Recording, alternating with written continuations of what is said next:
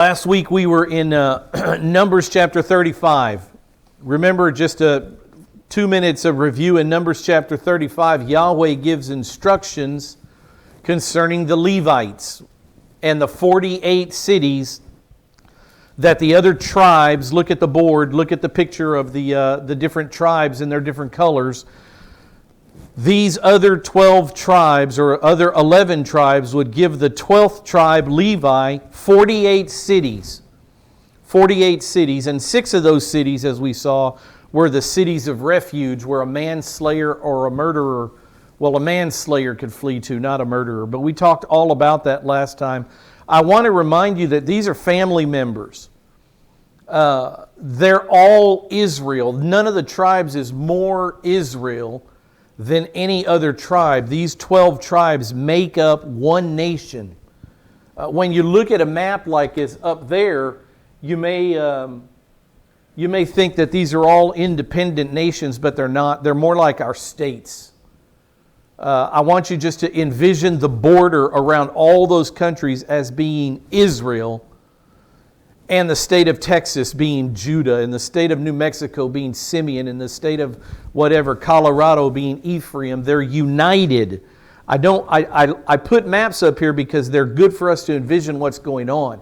But I don't want you to think in your head they're independent tribes. No, there's no independence. They are Israel. They all follow the Mosaic law. They all worship at the tabernacle. They all have the same feast days. They all worship God, Yahweh. So it's one nation. I just don't want you to lose sight of that when we keep talking about individual groups, individual tribes within the nation. It's one nation.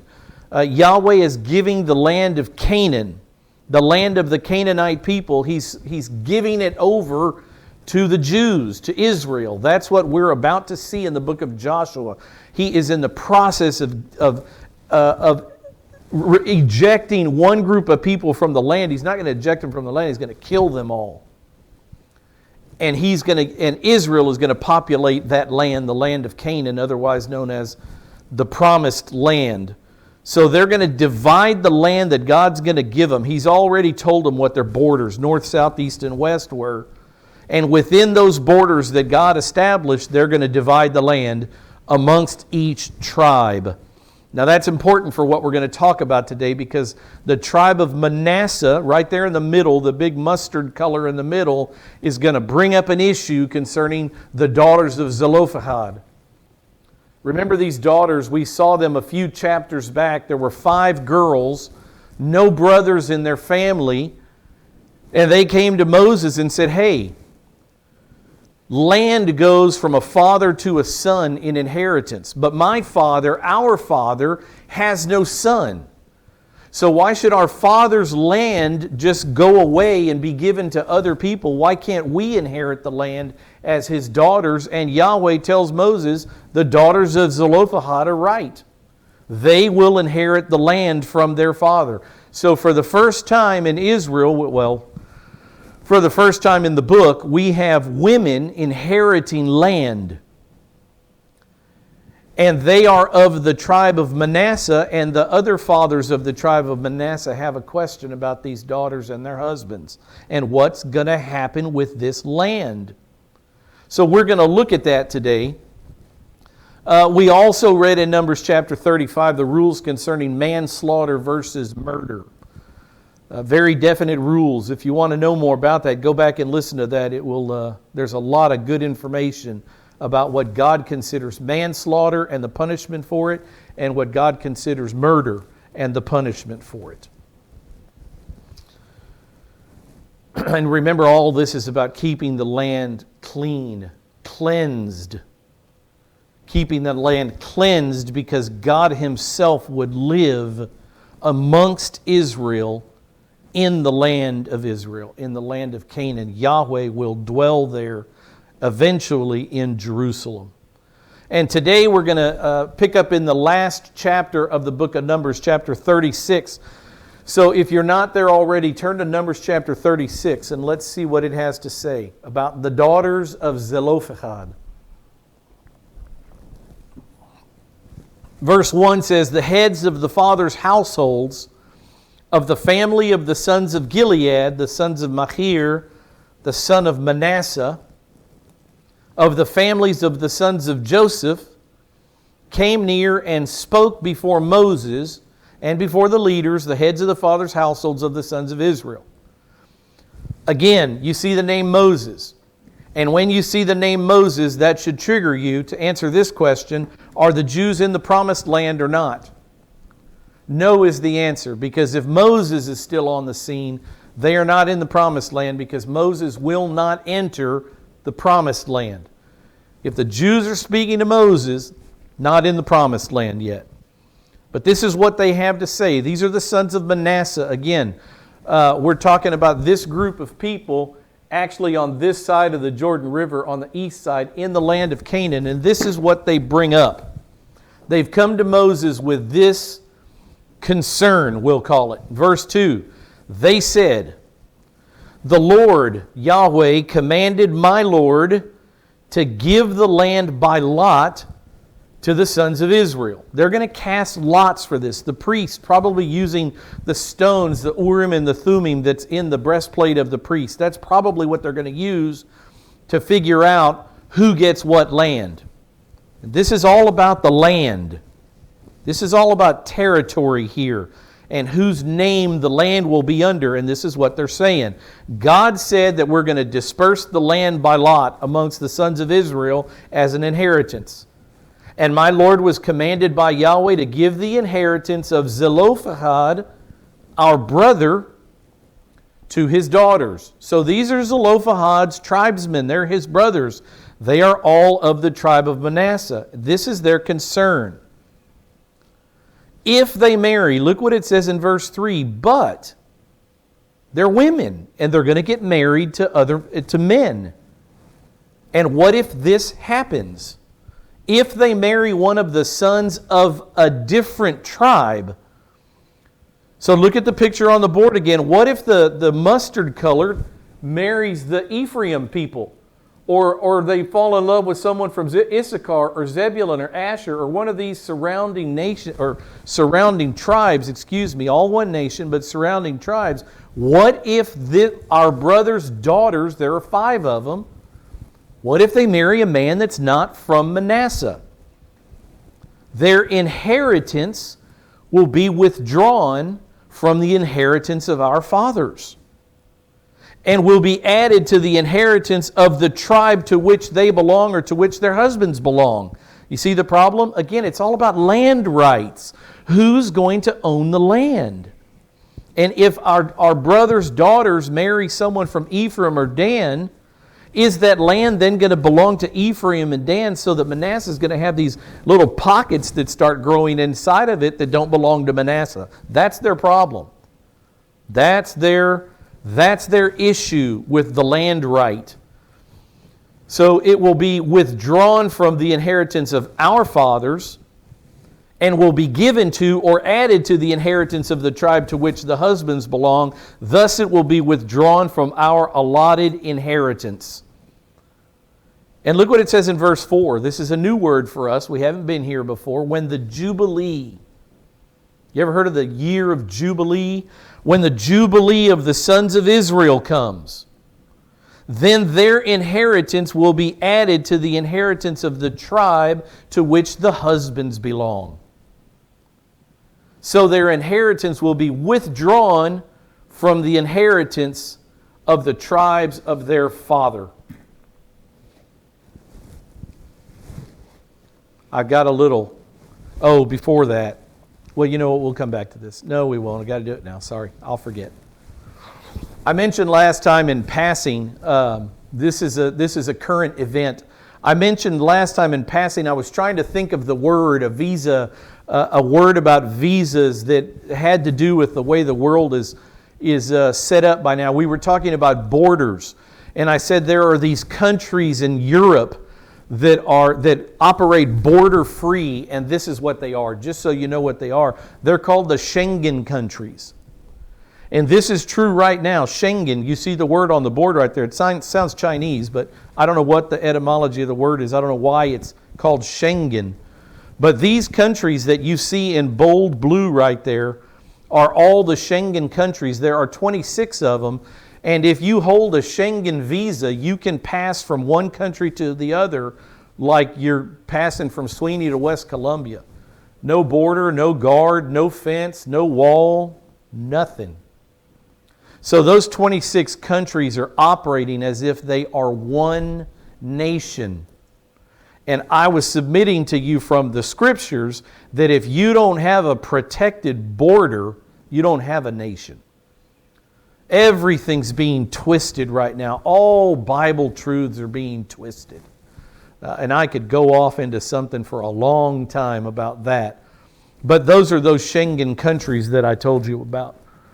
Notice, remember a couple of years ago, it's been like a 3 or 4 year event that Great Britain, which is this country right here, the island of England, remember Brexit, where Great Britain left the European Union?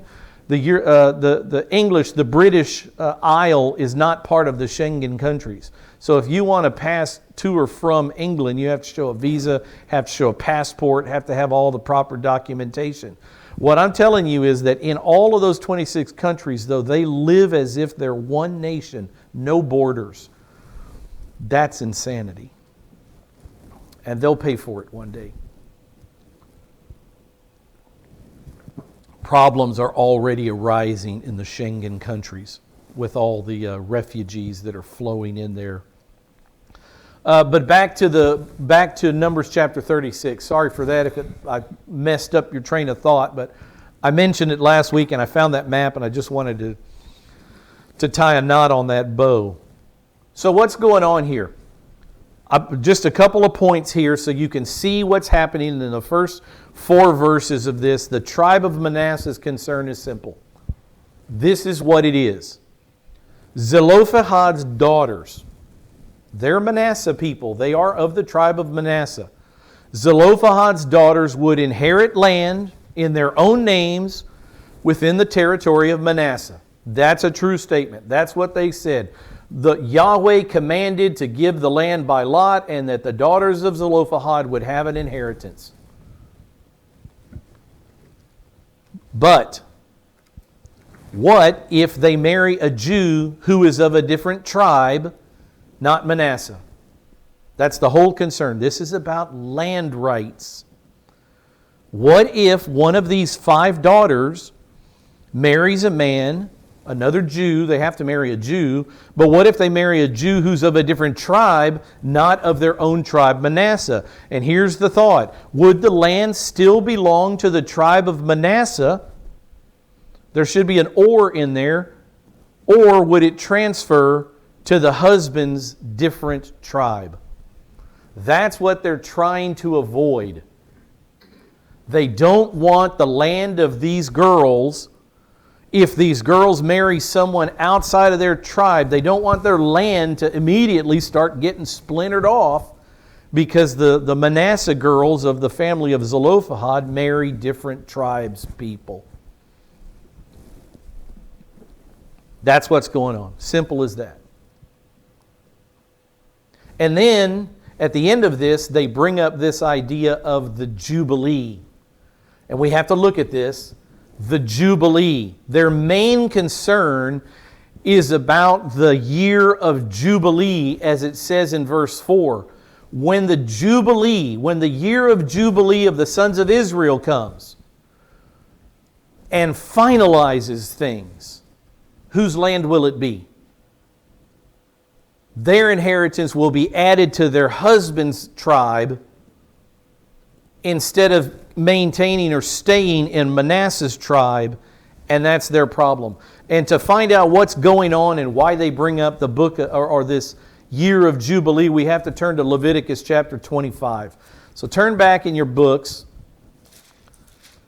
in your Bibles, to Leviticus chapter 25, and let's look at this for a minute. The year of Jubilee is a problem for these sons of Manasseh. We need to understand why.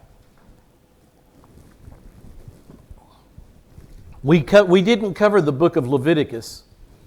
We skipped over it. In the book of Leviticus about the Levites, you can see it right in the name, who were the priests. So the book of Leviticus is all to the priests about all these commands, the Mosaic law. That's what the book of Leviticus has in it. I tell you, there's 613 commands in the law of Moses. And you say, well, I thought there were only 10 commandments. No.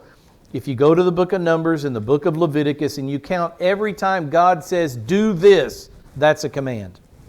And if you add up all those, there are 613. What we're about to read is a few of those 613 do this commands. Look what it says in Leviticus chapter 25. What's going on here with this year of Jubilee? The Lord then spoke to Moses at Mount Sinai. So where are we? We're getting the law. Moses is on Mount Sinai. He's getting the law.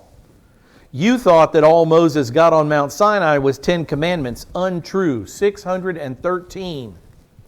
Because look what it says. While Moses was still on the mount, Yahweh told him this. And he said, speak to the sons of Israel and say to them, I'm in Leviticus chapter 25 verse 2. When you come into the land, what land are we talking about? The promised land, the land of Canaan. These are rules for Israel when they get into the land of Canaan. When you come into the land which I shall give you, then the land shall have a Sabbath to the Lord. Read that again. When you come into the land, okay, I understand that, which I shall give you. I understand that. It's a gift from God. You're going to kick out the Canaanites, and you're going to give us their land. And then God says, the land, the dirt, the land shall have a Sabbath to the Lord. Remember, the Jews have a Sabbath, right? The Jews have a Sabbath. Every week they work for 6 days, and on the seventh day God calls it the Sabbath, Shabbat, the day of rest. And what God is introducing here in the book of Leviticus is not only does a human Jew have a rest every 7 days, but the very land itself will have a Shabbat, a Sabbath period. Let's read what he says in verse 3. 6 years you shall sow your field. You'll plant and you'll harvest, and 6 years you shall prune your vineyard and gather in its crop. But during the 7th year, the land shall have a Sabbath rest. Did you know that? The land itself, the land of Canaan, the fields, the crops, will lay in furlough. During the 7th year, the land shall have a Sabbath rest, a Sabbath to the Lord. You shall not sow your field nor prune your vineyard. So for 6 years, you're going to sow and prune. You're going to be farmers, agriculturalists, harvesters, but not in the 7th year. This is the sabbatical year. This is the sabbatical year. You may have heard people use this term a lot. I'm going to take a sabbatical year, and what they mean is I'm not going to work. I'm going to go travel or do something else. This, Leviticus 25, is where they get that idea. In the 7th year, we're going to take a break. Now understand who's taking a break here. It's not Israel. It's not the people of Israel who are taking the year off and traveling and doing nothing. That's not what the Bible says.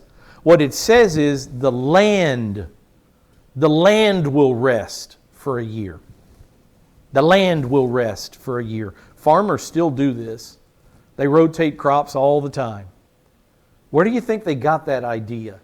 Where do you think they got that idea that to properly tend the earth the way that God intended for Adam to tend the earth, that every 6 years the land needs to rest for a year? It's biblical. They get it from the Bible. They get it from the Bible. In verse 5 it says, your harvests after growth you shall not reap, and your grapes of untrimmed vines you shall not gather. The land shall have a sabbatical year. Now what he's talking about here is that there's going to be no organized farming. You're not going to organize in an organized way plant in the fields. You're not going to in an organized way harvest. You're not going to turn over the dirt. Farmers turn over the dirt with the plow. You're not going to do that in the 7th year, the sabbatical year. The land is simply going to regrow what you planted last year. Who's in charge of that? Who gives the growth? God does. I'm going to feed you perfectly. You're just not going to farm the land that year. Overgrowth will come back. When a farmer harvests, there's always seed that falls, and that seed is going to give rise next year, and that's what you're going to eat. Look what it says. Verse 6, all of you shall have the Sabbath products of the land for food. You're going to eat. I'm going to feed you. I will provide for you.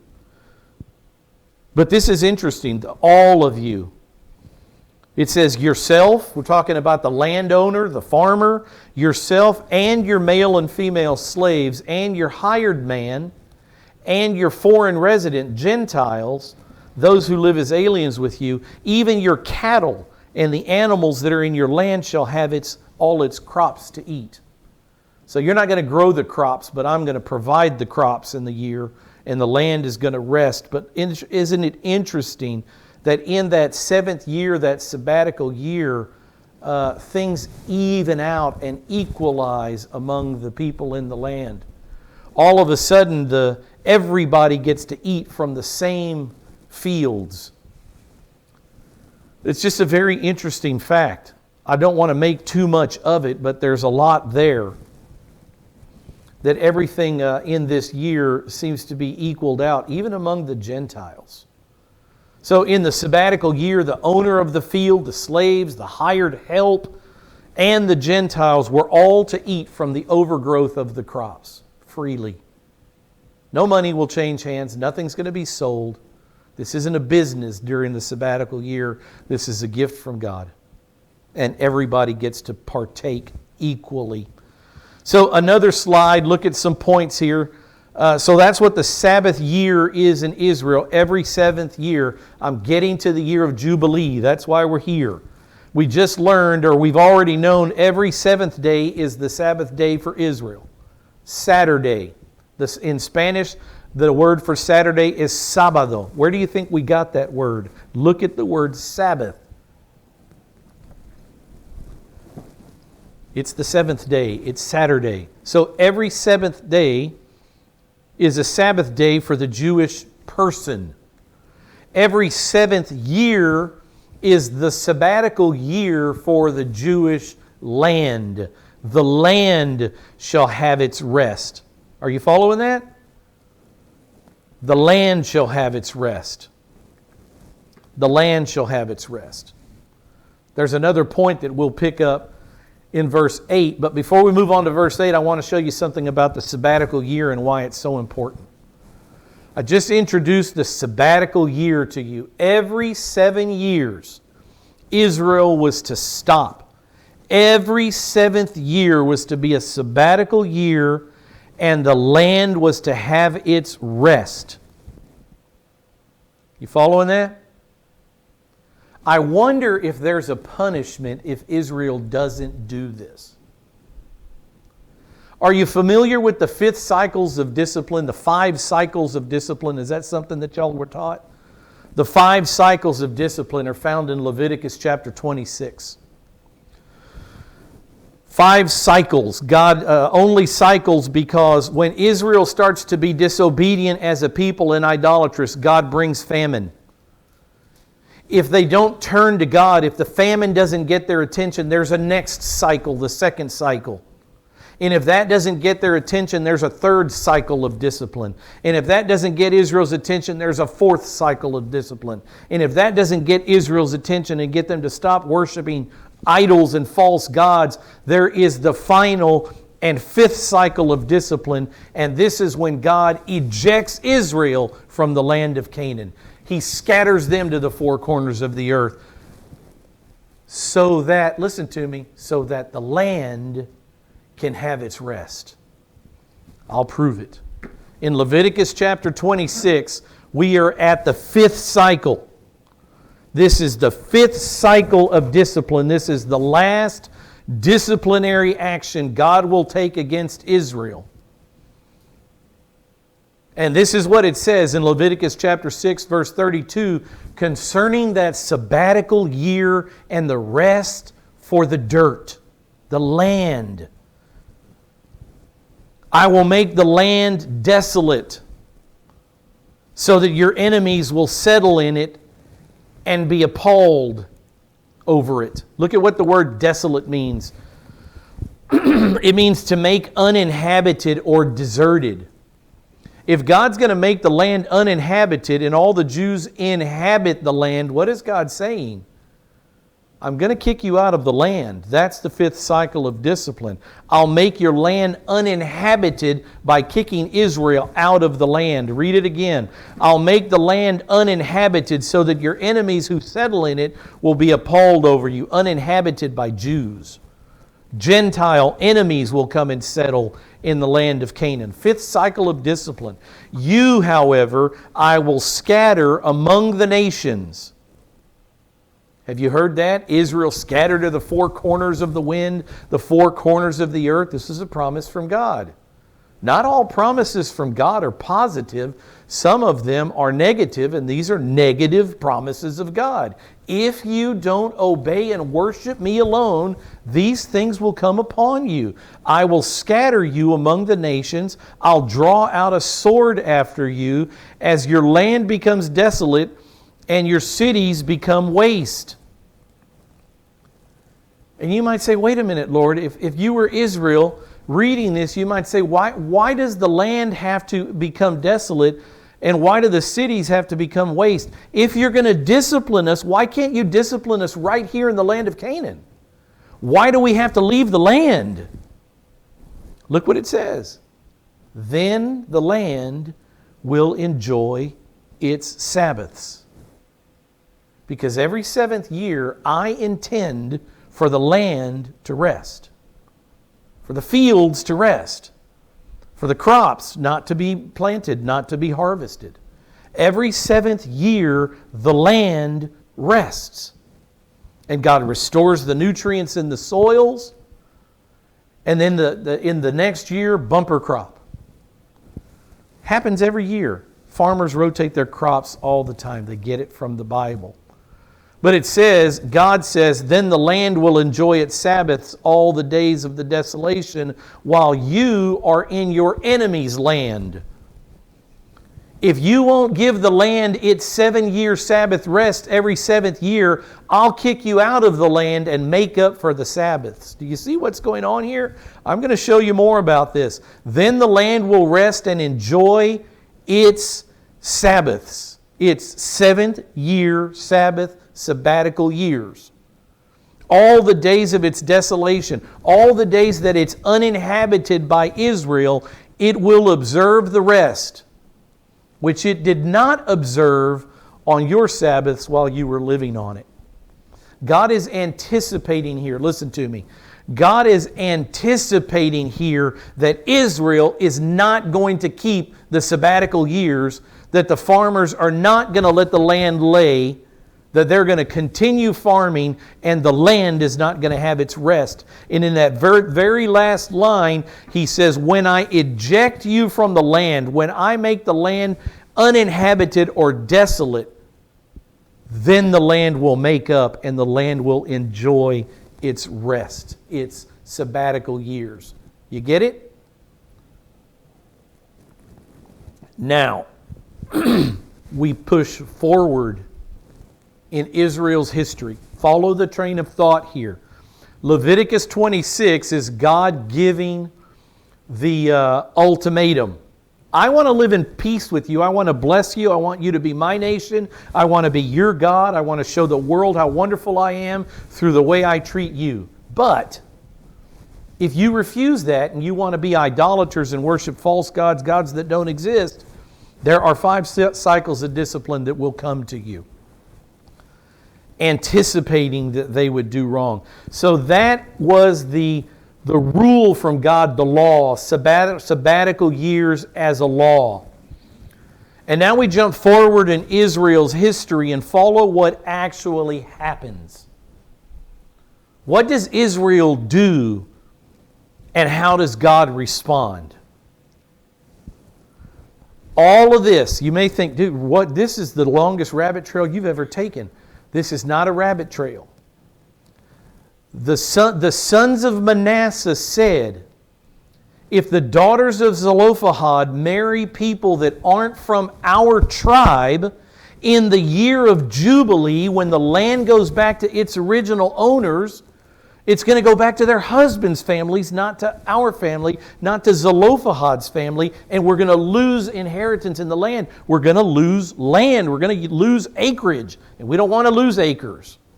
That's what this is all about.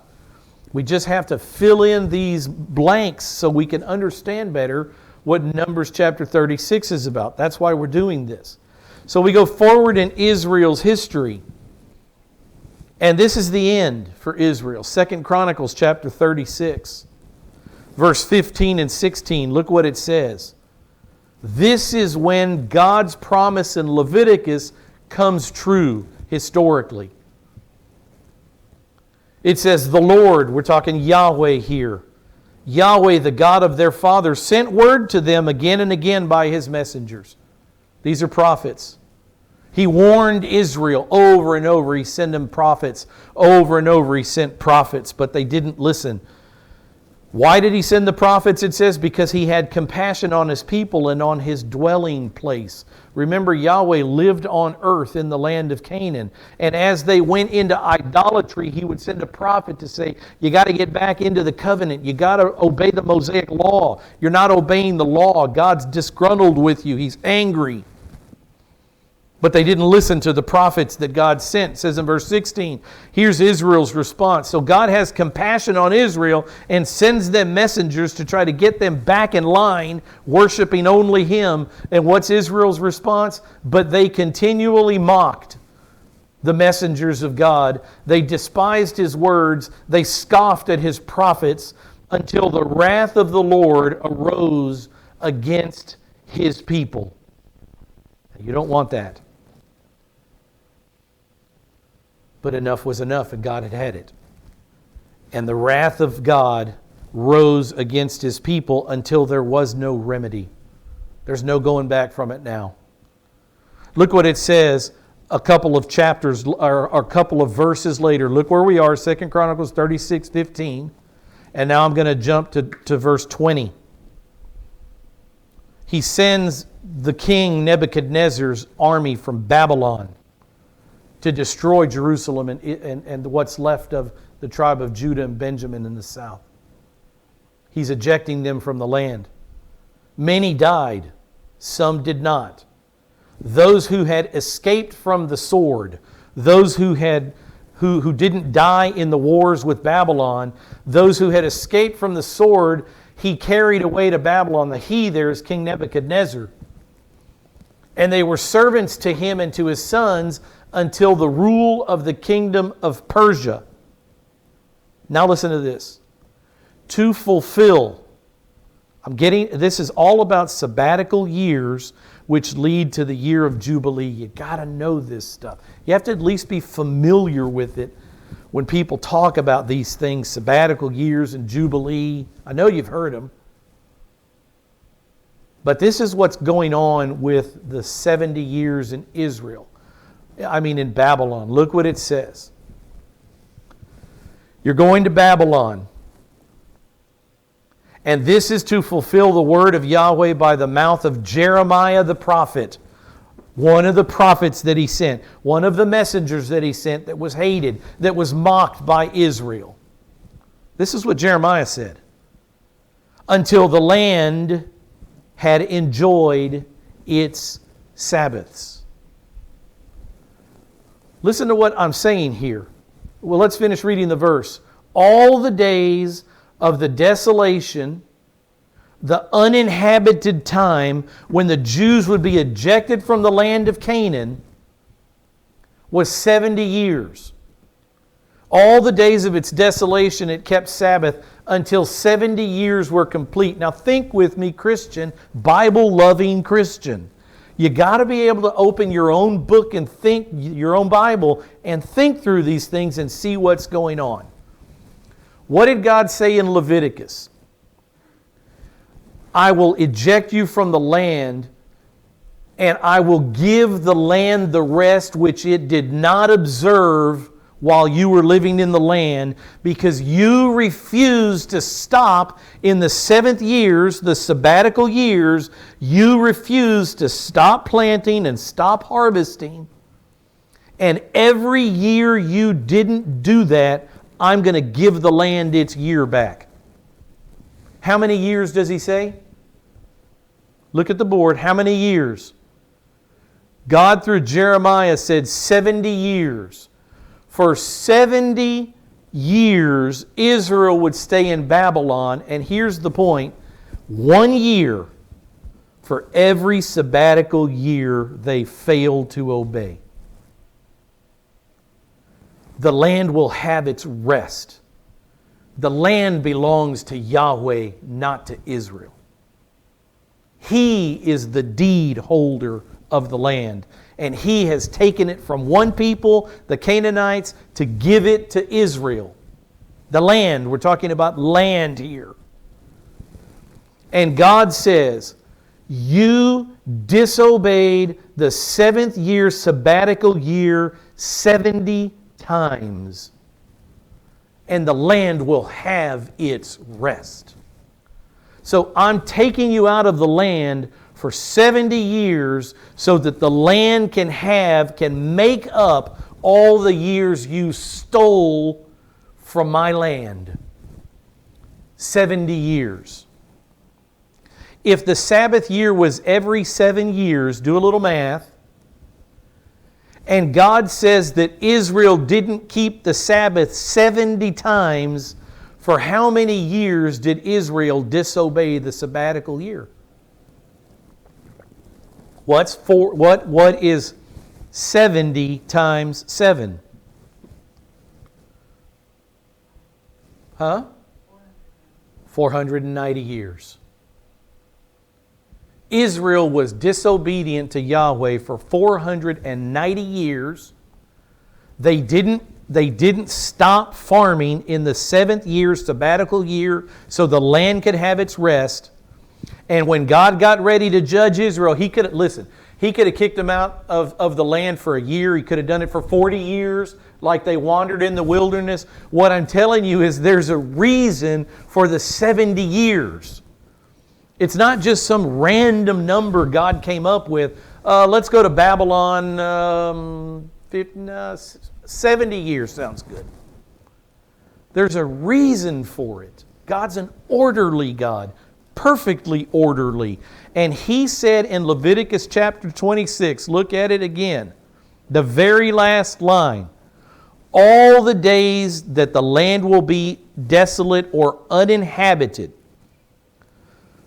all the days that the land is uninhabited by the Jews, the land will observe the rest, which it did not observe on the sabbatical years while you were living on it.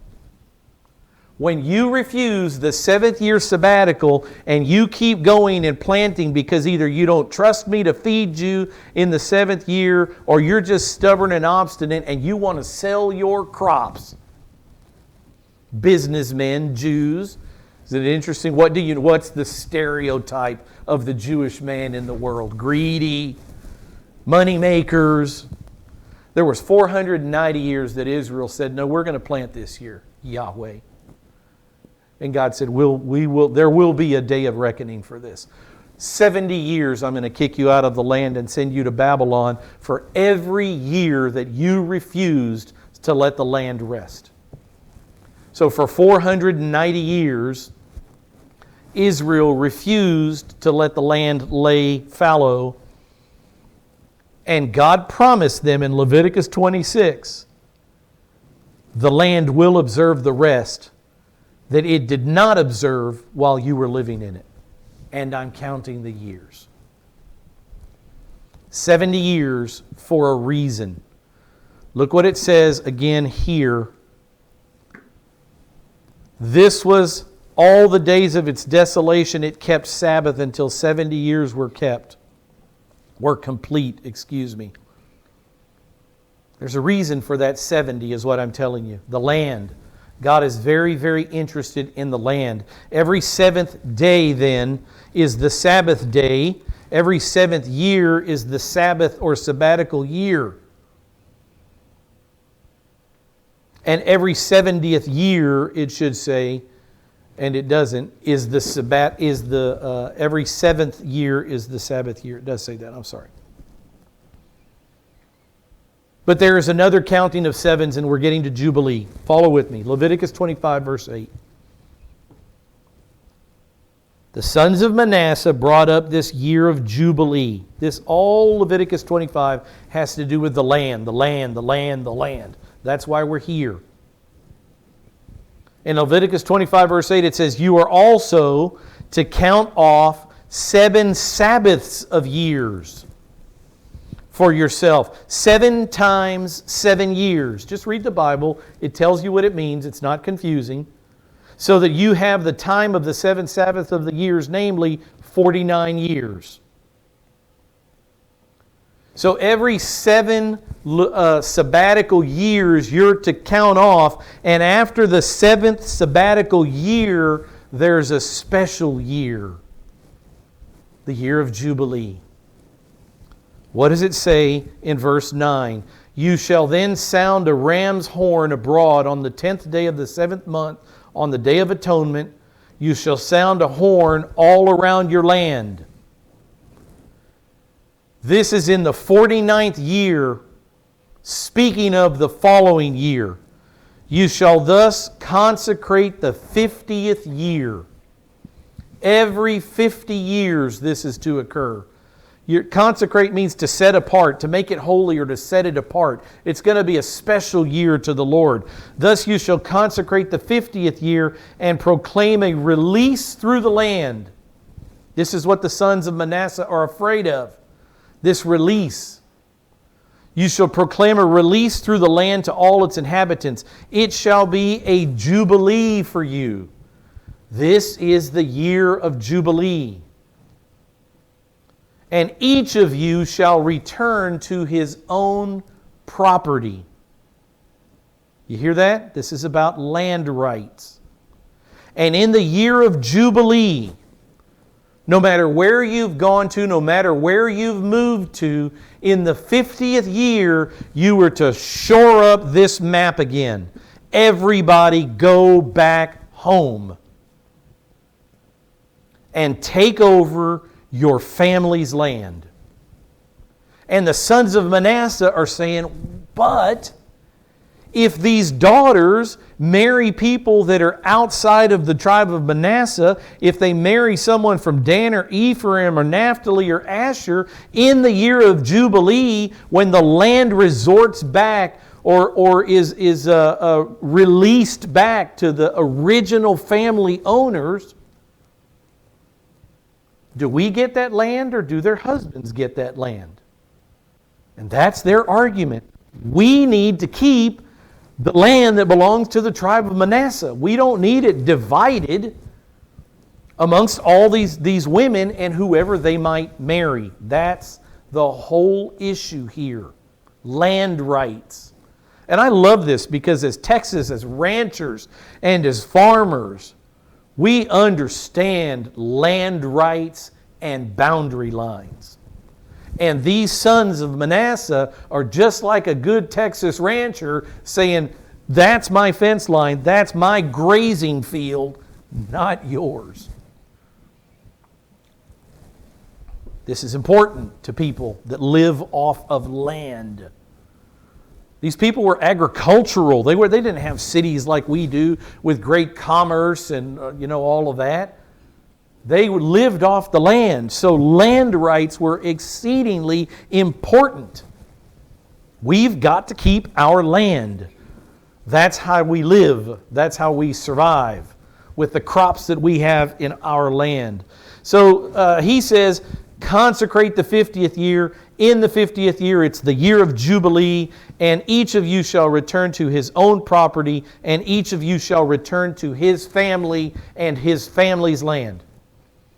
You shall have the 50th year as a Jubilee. You shall not sow, you shall not reap its aftergrowth, nor gather in from its untrimmed vines. For it is a Jubilee. It shall be holy to you. You shall eat its crops out of the field. Again, the overgrowth is what you're going to eat in the year of Jubilee. The overgrowth. Now God gives more information about the land and the property. Look at what it says in verse 13, because this is all about land rights. On this year of Jubilee, each of you shall return to his own property. And that's the issue again. Whose property is it if these 5 daughters marry a man that's not from our tribe? Whose property is it? In verse 14, if you make a sale, moreover, to your friend, so if you sell the land of Manasseh, if you sell a few acres to a friend because you're hard up, you need money, in the year of Jubilee, that land has to come back to you, to the family name, regardless of who's bought it. So if you sell land or if you buy land from your friend's hand, you shall not wrong one another. What does he mean by that? Look what it says. Corresponding to the numbers of years after the Jubilee, you shall buy from your friend. He's to sell you according to the number of years of crops. In proportion to the extent of years, you shall increase its price, and in proportion to the fewness of years, you shall diminish its price. For it is a number of crops he is selling you. So when the year of Jubilee comes around every 50th year and you got to go back to your family's land, you look at the documents that you've signed. I'll sell you this land for 10 years, but hey, the year of Jubilee's in 3 years. What about those 7 years? I'll pay you for your crops. Because you're not going to be able to farm this land those 7 years that you've paid for. I will pay you for those crops right now. I'm taking over my father's land. So there was a fairness in it. It wasn't unfair. I don't want to talk more about that because I want to keep going. I got 4 minutes. I'm looking at the clock. So there's a fairness here. It isn't free. You don't simply get to go back and take your father's land. You have to pay a fair price for whatever years are left on your sharecropper's contract, let's say. But what if the land wasn't sold, to get back into Numbers chapter 36? What if the land isn't sold to someone? What if the land is taken over by marriage? See, that's what's not talked about in Leviticus 25. Leviticus 25 is talking about if you sell land or if you buy land in the year of Jubilee, it goes back to the original family in a fair way. But what if it's married out? Not bought and not sold. What if these women of Zelophehad marry someone outside of our tribe? There's no rule for this in Leviticus chapter 25. What do we do? That's why they're bringing up this argument. In the Jubilee, in the year of Jubilee, the land goes back to each tribe the way that Yahweh intended. So does the land of Zelophehad's daughter come back to the tribe of Manasseh, or does it go to their husband's tribes? I hope I'm beating this to death and you get it. I'm sure you do. So now we're back in Numbers chapter 36, verse 5. Now we understand the year, the sabbatical year and the year of Jubilee and what the problem is. In the year of Jubilee, all the land goes back to the families that originally got it under Joshua. But what about that marriage issue?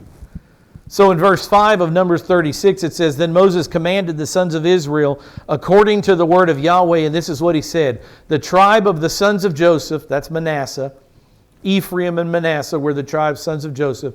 The tribe of the sons of Joseph are right in their statements. Yahweh's giving another rule.